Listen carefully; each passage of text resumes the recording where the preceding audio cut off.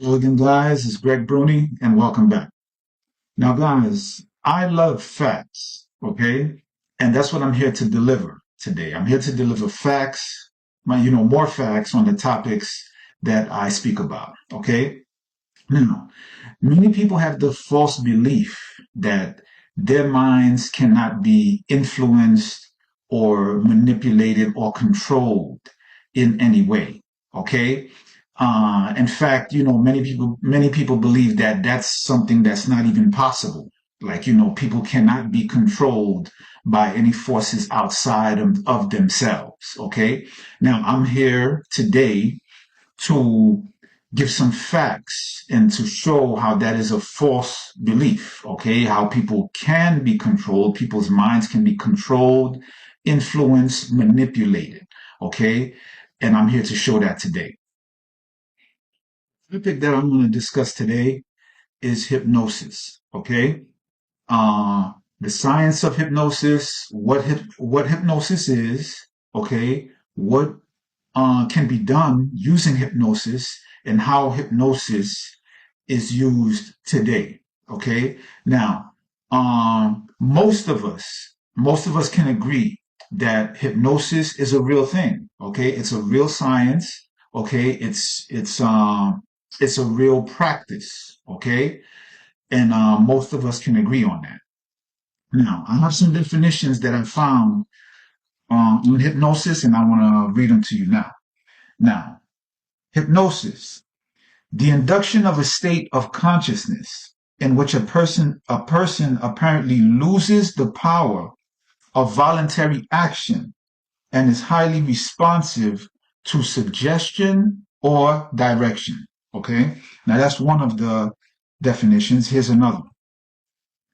Hypnosis, the act of putting someone into a mental state like sleep in which their thoughts can be easily influenced by someone else. Okay? In other words, a trance-like state. Okay? So those are the two definitions that I found on hypnosis. Now, important to mention that hypnosis is closely linked to mesmerism. Okay? Now, mesmerism, this is a definition that I found for mesmerism. Mesmerism is the method or power of gaining control over someone's personality or actions, as in hypnosis or suggestion. Okay? Mesmerism was something that began in the 1700s by a physician named Franz Mesmer. Okay? He was the one who introduced mesmerism and is closely linked to hypnotism. Okay, but I'm not going to get into that whole history of that right now in the interest of time. Okay, that's something that can you guys can easily look up. Most of us can agree that hypnosis is real. Okay, science agrees with that also. Okay, most of us can also agree that hypnosis is very useful. Okay, we can agree on that. For example, hypnosis is used in a type of therapy called hypnotherapy. Okay, hypnosis is used to help people stop smoking, helps to relieve anxiety, helps with stress. Hypnosis is used to help cure insomnia, helps with sleepwalking. Hypnosis is used for to help relieve chronic pain.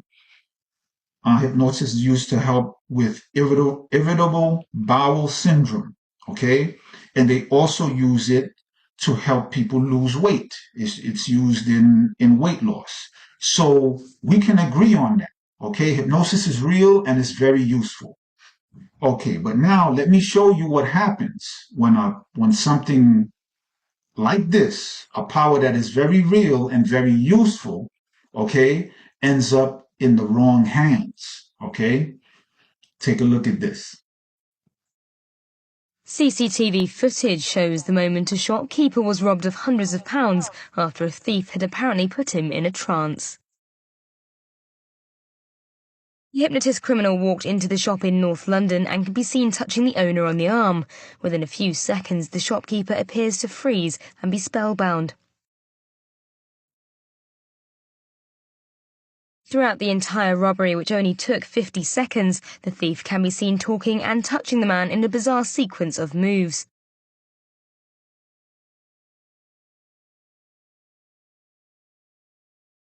The suspect continues to distract the shopkeeper as he goes through his pockets twice and steals the day's takings.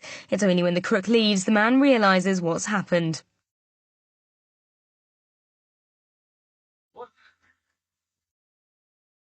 The Metropolitan Police said that the suspect's distraction tactics had worked, and the shopkeeper said he was momentarily unaware of what happened to him. Folks, if that is not mind manipulation, I don't know what is. Okay, classic example of a person being influenced by someone else or a force outside of themselves. Okay, I remember years ago growing up in Brooklyn. Okay, I was raised in Brooklyn, New York, and there was a time that this was being done in Brooklyn. Okay, I can remember when I was a little kid, my parents telling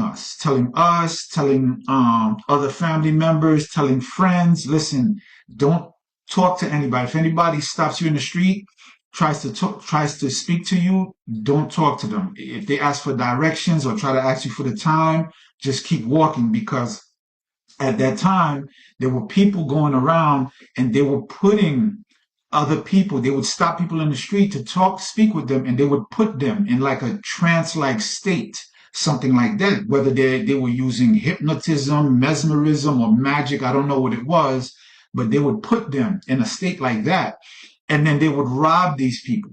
Okay, so that's what was going on. I remember that as a kid. Okay, now, some people feel that, oh, that can't be done to me, that can't happen to me. Okay, all right, let me read you guys some more facts here, which scientists, this is coming from scientists and researchers, they say that 10 to 15% of all people are highly hypnotizable. Okay, now they say that 20% of people are resistant to hypnosis.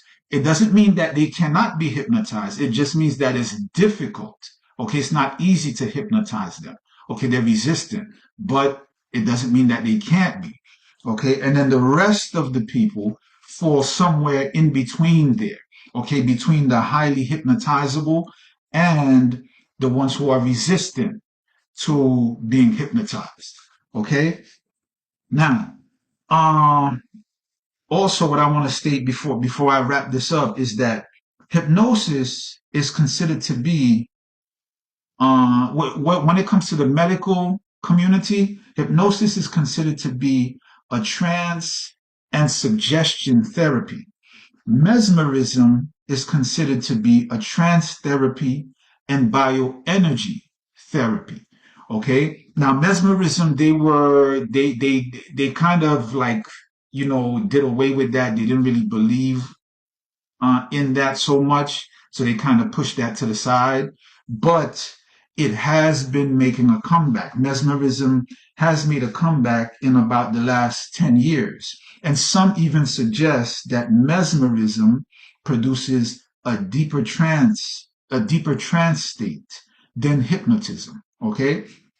Now, one of the things to remember is that it's important to be, not be in fear. We're not going to go around in fear, but just be mindful of these things. Okay, people think that because they feel that these things can't happen to them, it won't happen, and those are not facts. Okay, something to keep in mind is that your emotions, your feelings, your beliefs can all be manipulated. Okay, you need to know the facts. When you look at facts, facts tend to paint a picture of what is actually going on. Okay, when you can't really trust your feelings and emotions too much. Okay, because those things can be manipulated. Your judgment, your emotions, your feelings, they can be manipulated and controlled. You can be deceived by those things. Focus on the facts.